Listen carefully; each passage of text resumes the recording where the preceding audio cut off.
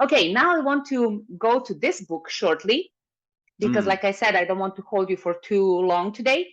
And I got this book from you, and I still didn't finish it yet because, life and everything, but I'm going through it. And besides reading the book, I had the chance to listen to your sharing connected to that book in our Toastmaster session and also with the Shanghai Coaching Circle, which were two different things. In the first one, you presented more theoretical things, but in the Shanghai Coaching Circle, you treated it more like a workshop, and we had projects to do. You gave us things to solve. It was also super interesting. So I want to also mention something that I found really interesting. After each chapter in this book, you will give a summary. You will give a summary. So here, the chapter is finished, and then here is the summary. I don't remember seeing that often, especially after each chapter. And sometimes it's just a couple of pages, like 3-4 pages, and then we already have a summary. Usually if people do that, they let a lot of pages go, and then they will give the summary. But I find this very interesting because it can also help the reader if they want to go back later. They can easily find what they're looking for in your summary. And also you designed a lot of these tools that go together with this. I just want to show here. Yes, a lot of this kind of tools that are also downloadable from your website, and they go together with the book itself to explain more about the book. So I'm interested in so many things about this book. I'm interested to know what was the reason for you to decide to add this short summary after each and every chapter, and how helpful are this interesting tools you designed? Did you ever had any feedback from people saying, oh, I really love those tools, or they're confusing me, or you spend a lot of time to design them, and then does that return back, the effort you put in to design these tools? How do you feel about that? How useful is that for you and for your audience? Yeah, sure. So for the first question, the summaries, very quickly, summaries, from what I understand, help people to remember what they've just read about. And it's good practice if you're writing a book. At the end of each chapter, you summarize what you've written into summaries, because it just helps people remember. And that's the main goal. And I've had a few people reach out actually and say those summaries are really, really useful, and I'm very, very glad for them. And actually, I was just reading another book just now. I won't say the name, but it was very, very, every chapter is very, very long. Lots of theory, goes around in circles, and it's a little bit hard for me to remember what exactly was covered. So summaries, just to help people remember. So for the tools are based on me. So my process for writing a book and also developing training programs is, I'll have a question, like, for example, what is the meaning of meaning? And then I go and read lots of books and papers, websites, whatever, to try and find answers to this question. And I find, interestingly, some of the questions I come up with, there aren't really answers out there. So if you Google what is the meaning of meaning, you won't actually find anyone else has Googled that. So I have to kind of really dig deep. But as I find some kind of relevant answers, this starts to give me ideas. And then I will try and package these ideas into a tool. And the tool might be a checklist, might be a process, might be a form, might be a table or a model or something. And the next opportunity I have when I'm running a workshop, I will test the tool immediately. And that will tell me if it works or if it doesn't work. And as an example, the framework that the story habit is based around is called Relate, Challenge, Resolve. And that came about through exactly that process. About a year of research and then trying loads of different things. and then trying to organize them into different orders and structures, and then thinking about it, and then one day just, relate, challenge, resolve, and okay, let me give that a go. And then I went into the training room and I tried it out, and okay, this works, but I'll try it again. And I tried it about a dozen times. I shared it with other people, and one of my friends even said, "That's gold." And okay, I guess it works. And so the tools that I've shared in the Story Habit are based on things that I've tried and refined over time.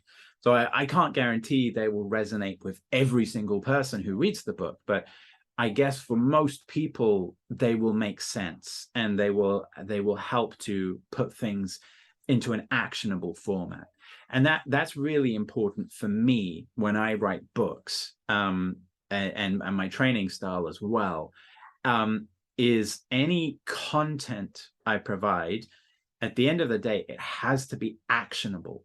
It has to be something people can take and use, rather than just ideas and stories. And I do talk about ideas and stories, but at the end, I link them to actions that people can take.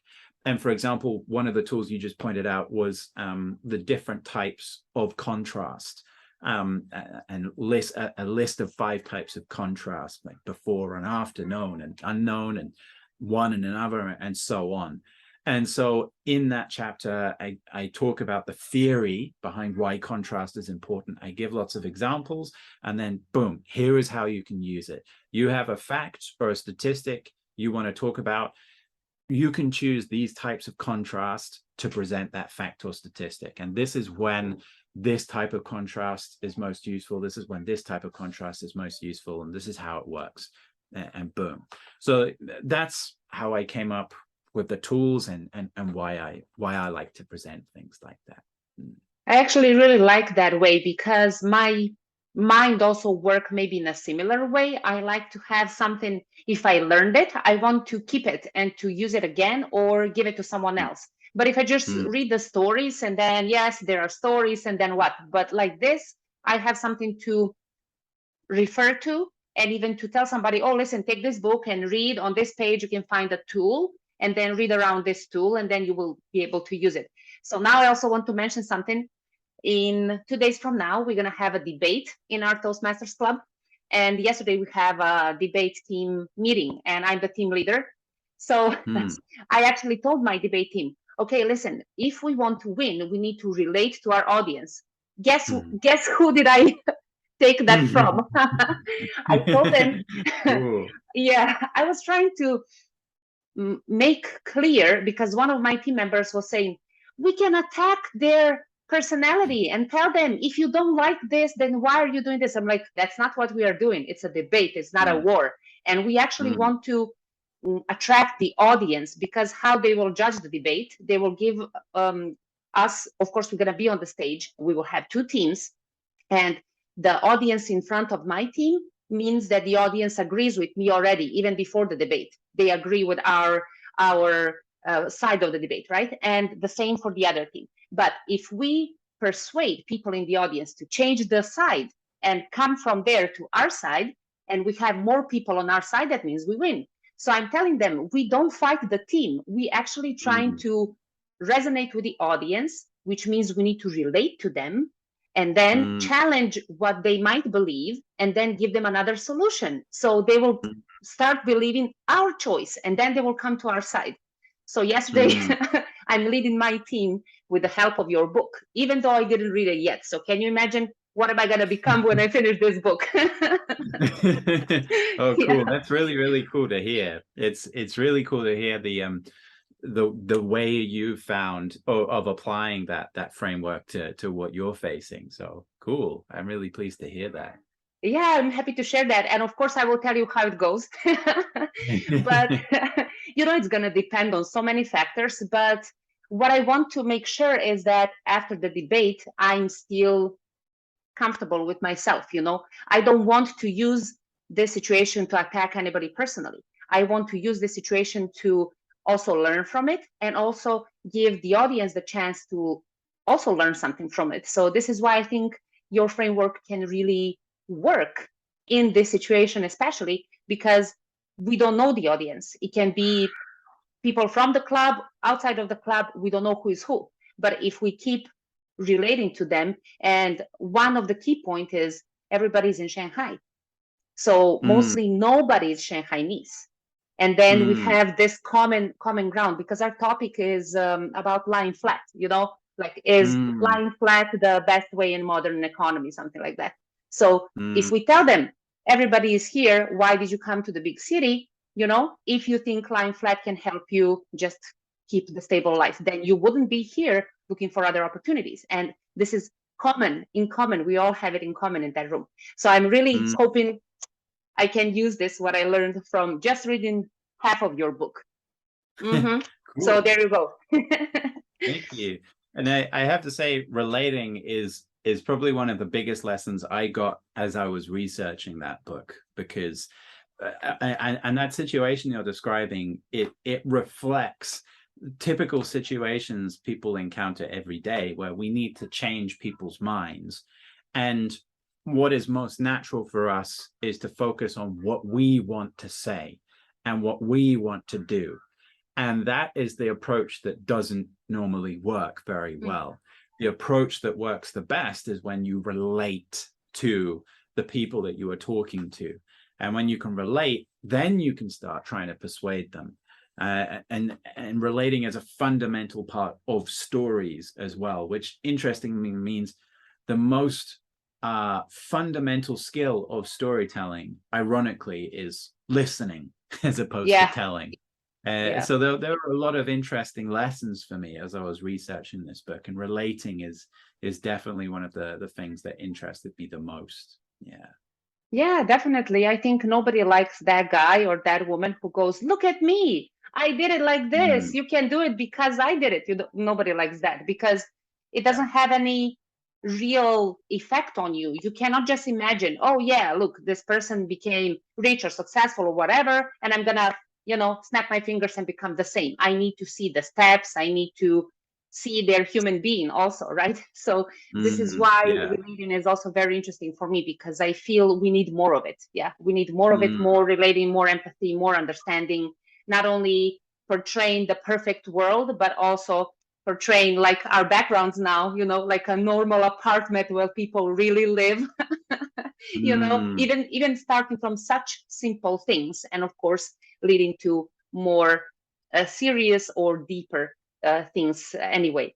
Okay, Jamie, so I will try to summarize a little, and then I want to let you go, because you also have smaller children than I do, and more people in the family than I have. So making a lot of noise in the background.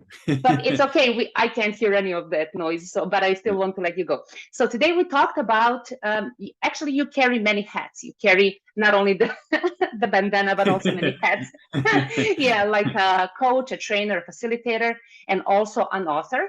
So what you mentioned is, till now, right now, you are still not living full time out of writing books, which is totally fine. I don't know, probably right now only J.K. Rowling lives from writing books, and maybe Oprah. But still, you explain to us there are many different ways to write a book, even the long road of 6 years and 100,000 words, or shorter road of 10,000 words and less than 24 hours.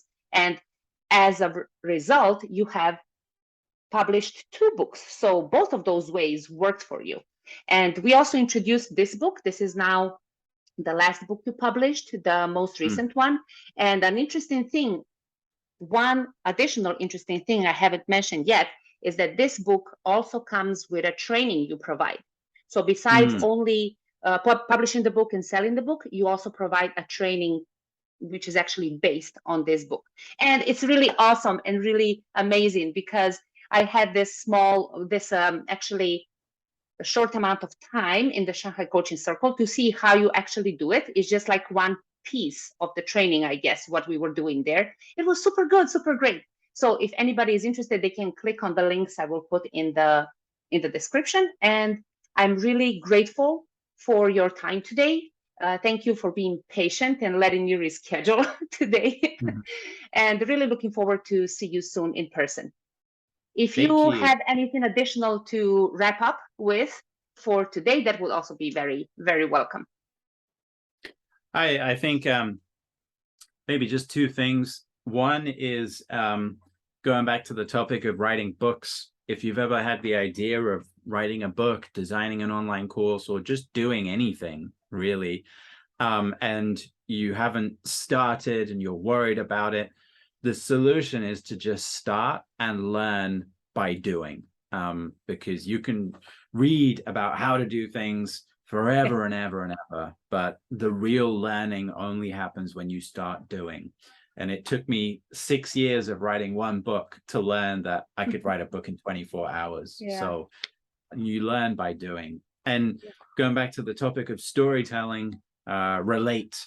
Whenever you want to communicate with people, you want to influence people, you want to change people's minds, you want to have a debate, start by relating, and you will be a much more effective communicator. Thank you so much. I love both of the things you mentioned. Start doing it. You will learn while you're doing it, like you have. See, and now already 3 books under your belt. And of course, relate. Listen to people, relate to people. I love it. It's really such a valuable lesson. A couple of lessons we mentioned today. Thank you, Jamie, for your time. And really hoping to see you again. As soon as this is published, I will also push the link to you, so you will be able to see my lovely background once again. Thank you very much for having me. Thank you. My It's good to pleasure. see you. Bye-bye.